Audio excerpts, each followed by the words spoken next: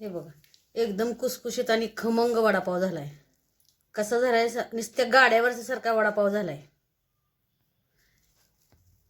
तुम्ही खाऊन बघा किती छान आहे.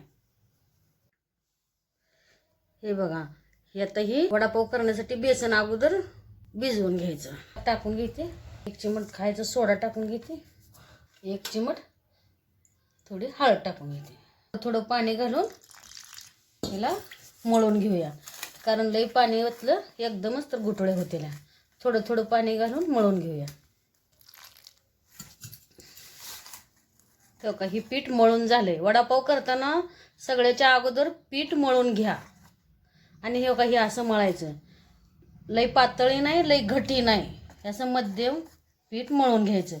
कारण जास्त जर तुम्ही घट्ट ठुचाल तर जाड थर येईल वड्याला, मग वडा चांगला लागणार नाही, आतनं कच्च राहील.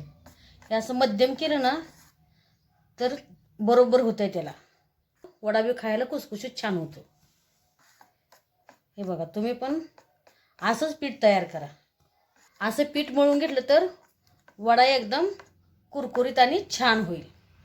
हे बघा, मी 4 बटाटे उकडून घेतले, ती त्याच्या साला काढल्या त्या. हे बघा, हे 4 बटाटे हे मी हातानंच केलंय. कारण ही मोठे मोठे जरा तुकडे त्यात आले ना दाढ खाली तर खाताना छान लागते, म्हणून ही जरा जाडसर जाडसर मोठे मोठे तुकडे मी ठुले. ते आपण फोडणी टाकून घेऊया. तिकडं ही फोडणीसाठी घेतलेले साहित्य: 5-7 पाकळ्या लसणाच्या, थोडंसं आलं, ही 8-9 मिरच्या घेतल्या त्या, आणि थोडा कढीपत्ता आणि थोडी कोथिंबीर.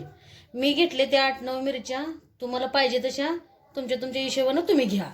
चला आता ही बारीक करून घेऊ. हे टाकलं लसूण मी चिचून घेते. ते आलं, हे बघा, हे टाकलं आलं, हे मिरच्या, थोडंसं मीठ टाकूया कारण बारीक व्हायला थोडी मदत होते. कोथिंबीर मिक्सरमधनं न काढता मी त्या कलबऱ्यात काढून घेते, कारण ही जरा मोठं मोठं ओबडधोबडच काढलं तर वडापावसाठी छान वाटेल. सारण करण्यासाठी 2 माप तेल वतले मी. ते टाकून घेते मोहरी, थोडंसं जिरं टाकते, थोडासा कांदा टाकते.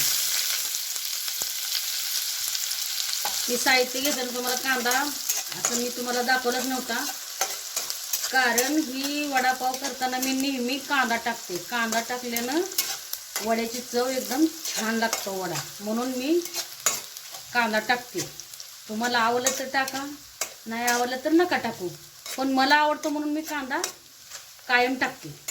कांदा आपण लालसर होईस्तोवर तळून घेऊया. आता कढीपत्ता टाकते.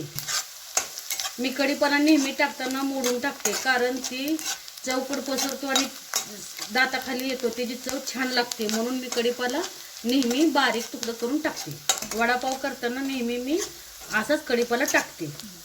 कांदा लाल झालाय. आलं, लसूण, मिरची ठेचलेला टाकून घेते आणि परतून घेते. हिरवी मिरची मी कच्चीच बारीक केली ना, त्यामुळं मी जरा ह्याला तळून घेते. अर्धा चमचा हळद टाकते. थोडंसं मीठ टाकून घेऊया. थोडासा चाट मसाला टाकून घ्या जरा वड्याची टेस्ट चांगली लागण्यासाठी. ही फोडणी ह्यात आता ओतून घेऊया. आता गार झाल्यावर हे जे वडे बांधून घेऊया. आता मी ही वडे बांधून घेते. बघा, अशी वडी बांधून घेते. तुम्हाला पाहिजे तसं तुम्ही करू शकता. हे आहे गोल वडा.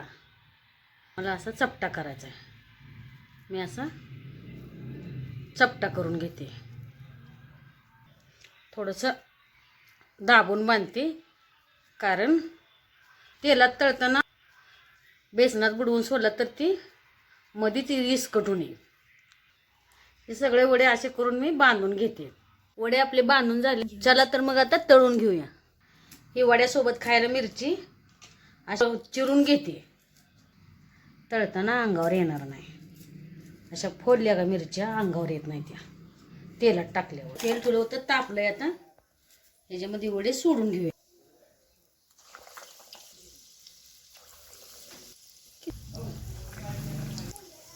याला पलटून घेऊया. ही थोडं चटणीसाठी करून घेते, त्या छोट्या भजी करून घेते बारके बारके. लसूण मधनं मी चिरून घेते, कारण तेलात धरल्यावर अंगावर उडणार नाही. याचा पाला काढायचा नाही, पाला सगळंच असं चिरून घ्यायचं. लसूण असं तळून घेऊया चटणीसाठी.